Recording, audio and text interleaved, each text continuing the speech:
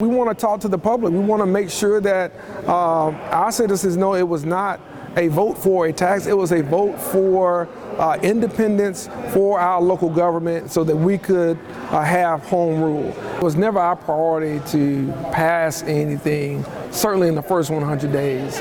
What we were looking at was a transparent process with the public about assessing needs for public safety and for this community itself. And to the degree that those in the legislature thought that we were trying to pass it, we told them it was not our priority. We only put it on the agenda after we got notice of there being a bill filed in the legislature to prevent us from ever doing it. Not just doing it now, but from ever doing it. And so what we tried to do as part of the negotiation was to ask them to remove the bill from the process so that we could talk and we would not revisit it for the rest of this year. We only felt rushed. We felt it was an overreach. We felt like this was a violation of home rule and local elected officials being able to respond to their citizens the best. And I really felt that this was something that the legislature was doing as a power grab, as a way to dictate to cities, not just Montgomery, but throughout this state, that the power rests in the legislature. And that hasn't worked so well for this state.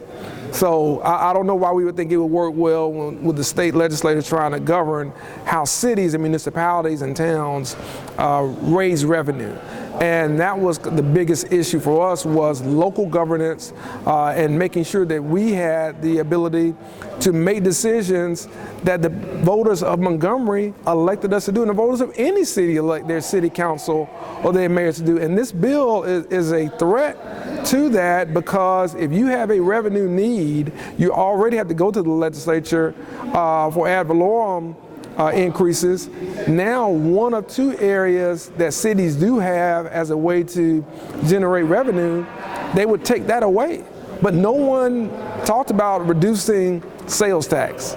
No one talked about removing sales taxes on groceries.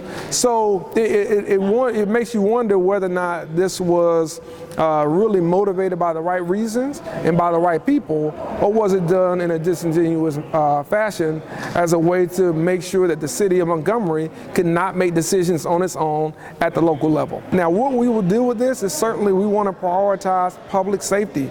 We want to do the things necessary to make sure our first responders have all the tools and resources they need, but to make sure also they're paid what they're worth.